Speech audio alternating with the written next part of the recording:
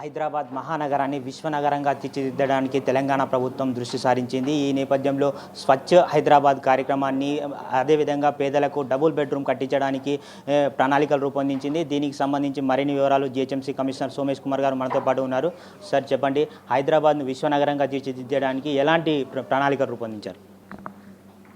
అంటే హైదరాబాద్కి మెయిన్గా ఇప్పుడు ఈరోజు నిన్న డిస్కషన్స్లో ఏం వచ్చింది అంటే, ఒకటి ఒక క్లీన్ హైదరాబాద్ అంటే ఉన్నకి చాలా బాగా ఇంకా బాగా క్లీన్ చేయడానికి ఒక ప్రణాళిక తయారు చేయడం జరిగింది. తర్వాత నిన్న ఇంకా ఒక 2 lakh houses for city poor, ఆ 2 ప్రోగ్రామ్ చాలా పెద్ద యత్నంతో జరుగుతుంది. దీనికోసం ఫస్ట్ అంటే క్లీన్ హైదరాబాద్ కోసం ఇప్పటివరకు ప్లానింగ్ ఏముంది అంటే 400 భాగంలో సిటీకి డివైడ్ చేయడం జరిగింది.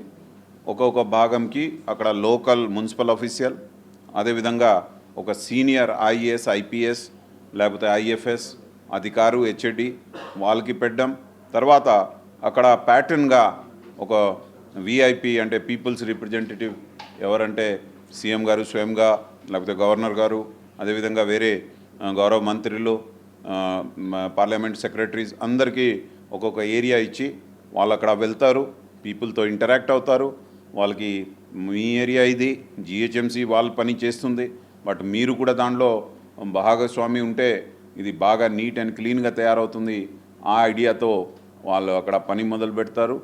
ఒక ప్లానింగ్ చేసి ఒక 800 వెహికల్స్ మొబిలైజ్ చేసి ఉన్న చెత్త డెబ్రిస్ అన్నీ టోటల్గా క్లీన్ చేసి ఒకసారి సిటీకి చాలా నీట్గా తయారు చేయడం జరుగుతుంది. తర్వాత భవిష్యత్తులో కూడా ఎవ్రీ మంత్ ఒక క్యాంపెయిన్ లాగా ఉంటుంది. మధ్య మధ్యలో ఈ ఉన్న ఆఫీసర్స్ లేకపోతే విఐపీస్ అక్కడ వెళ్ళి అక్కడ ఏం సమస్య ఉంది చూస్తారు, మన లోకల్ పీపుల్కి మోటివేట్ చేస్తారు. కాబట్టి city will become one of the cleanest city in the world. అయితే హైదరాబాద్ అభివృద్ధిలో ప్రజలను ఏ విధంగా భాగస్వామ్యం చేయబోతున్నారు? అంటే పీపుల్కి ఇట్లాంటి క్యాంపెయిన్లో, క్లీన్ హైదరాబాద్ క్యాంపెయిన్లో ఇన్వాల్వ్ చేయడం, అదేవిధంగా ప్లాంటేషన్లో ఇన్వాల్వ్ చేయడం, అదేవిధంగా అక్కడ ఏది వాళ్ళకి చిన్న సమస్య ఉంది, ఆ డ్రైన్ సరిగా లేదు, రోడ్ కావాలి, దీనిలో కూడా వాళ్ళకి ఒక పెద్ద ప్రాథమికత ఇచ్చి దానికి బాగా చేయడానికి కూడా వాళ్ళు ముందుకు తీసుకురావడం. అదేవిధంగా ఈ సర్వీసెస్ ఉన్నాయి, క్లీనినెస్, ఫాగింగ్, దీంట్లో కూడా వాళ్ళు భాగస్వామి. అంటే సపోజ్ ఒక గ్రూప్ రావడం లేదు, క్లీనింగ్ చేయడం లేదు అంటే వాళ్ళు కూడా దాని మీద ఒక they can take some action అట్లా చేయడం జరుగుతుంది. అయితే వెల్ఫేర్ కమిటీల పేరిట ప్రజలకు అభివృద్ధి కార్యక్రమాలు కేటాయించారు. 2 ఉంటుంది, అంటే డెవలప్మెంట్ వర్క్స్, వెల్ఫేర్, అది కూడా పీపుల్కి చేయడానికి అవకాశం ఉంటుంది. అయితే హుస్సేన్ సాగర్ మరమ్మతు పనులు ఎంతవరకు వచ్చేసాయి? అంటే హుస్సేన్ సాగర్లో ఉన్న వియర్కి స్లూయసెస్కి పని స్టార్ట్ అయింది, చాలా వరకు కొన్ని కంప్లీట్ అవుతుంది. ఇంకా కొన్ని మనం స్టడీ చేసిన తర్వాత ఇంకా డీటెయిల్గా చేయడానికి అవకాశం ఉంది. ఒక ఫారెన్ ఎక్స్పర్ట్ కమిటీ కూడా రేపు వస్తుంది, వాళ్ళు కూడా మనకి గైడెన్స్ ఇస్తారు.